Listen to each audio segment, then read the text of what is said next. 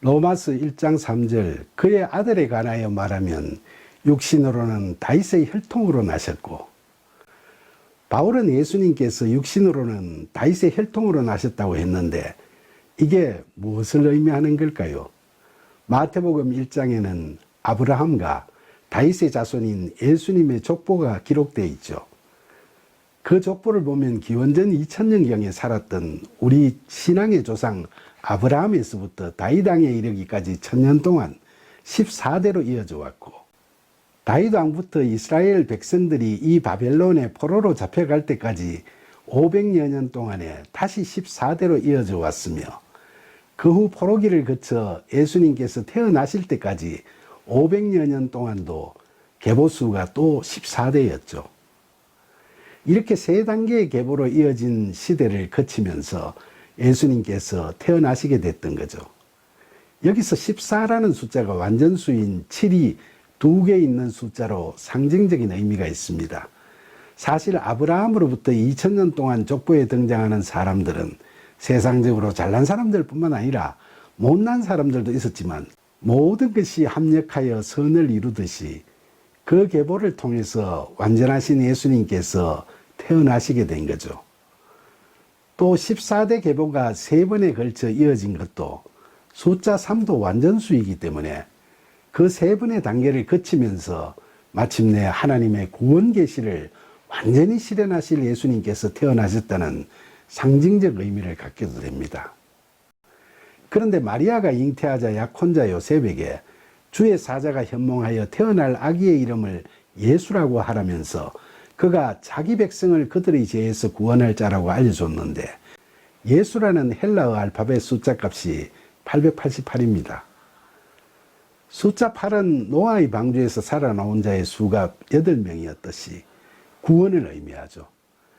그러니까 예수라는 이름의 숫자값 888은 이름 8이라는 숫자가 3개니까 3이 완전수라는 점을 감안하면 완전한 구원을 이루실 구세주 예수님께서 이 땅에 오신 걸 상징한다고 할 수 있죠. 그리고 다윗 왕의 히브리어 이름 다비드의 알파벳 숫자 값도 14죠. 그래서 베들레헴 예수 탄생교회 지하에 예수님께서 태어나신 곳에는 다윗의 자손이자 완전하신 예수님을 상징하는 14각 은빛 다윗별이 부착되어 있죠. 이런 모든 것을 보면 하나님께서는 아브라함을 믿음의 조상으로 세우실 때 이미 구세주 예수님을 이렇게 세상에 보내실 계획을 미리 체계적으로 다 하셨다는 완전하신 하나님의 구원 섭리를 깨닫게 되기도 합니다. 그런데 로마서 1장 3절에 육신으로는 다윗의 혈통으로 나셨다는 바울의 이야기가 이런 마태복음에서처럼 인간 예수님의 족보를 여기서 다시 다윗을 예로 들면서 말씀하시는 걸까요? 저는 그렇지 않다고 생각합니다. 그 이유는 헬라어 원어 성경을 보면 확연하게 드러납니다. 마태복음에서 이야기하는 족보상의 인물들은 예수님을 포함해서 모두 인간의 육체를 지닌 사람들이었죠. 육체는 헬라어로 소마라고 합니다. 그러나 로마서 1장 3절에서 이야기하는 육신은 헬라어로 육체를 의미하는 소마가 아니라 사륵스라고 표현되어 있죠. 이 사륵스는 인간의 육체만을 의미하는 것이 아니고 하나님과의 믿음의 관계를 갖게 하는 인간의 전인적인 능력이나 속성을 갖춘 육적인 걸 의미합니다. 인간의 타락으로 이 육신이 연약해지고 인간은 죄의 종이 되었지만, 성경은 예외적으로 강건한 육신을 가진 분들로 다윗, 모세, 예수님 같은 분들을 예로 들고 있습니다.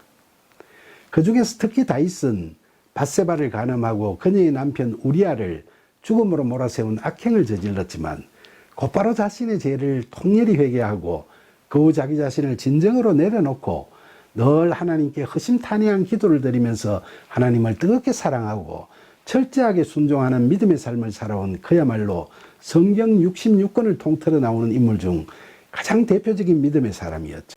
그리고 다윗의 혈통으로 나셨다는 바울의 말씀은 한글 성경으로만 보면 인간 다윗의 자손으로 태어나셨다는 의미처럼 느끼기도 하지만은, 헬라어 원어 성경을 보면 다윗의 혈통에서라는 부분이 헬라어로 에크 스페르마토스 다윗이라고 다윗의 씨로부터라는 의미입니다.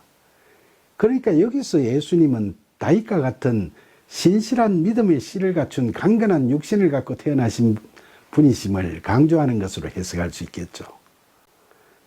예수님께서는 그렇게 강건한 육신을 갖고 태어나셨기 때문에 믿음으로 하나님 안에서 하나님과 연합하여 공생의 사역 중 수많은 기적과 이적을 베푸실 수도 있었고, 겟세마네 동산에서 간절한 기도를 통해 하나님의 뜻을 확인할 수도 있었으며, 십자가 죽음이라는 절대적인 순종의 길로 나아가실 수도 있었던 겁니다.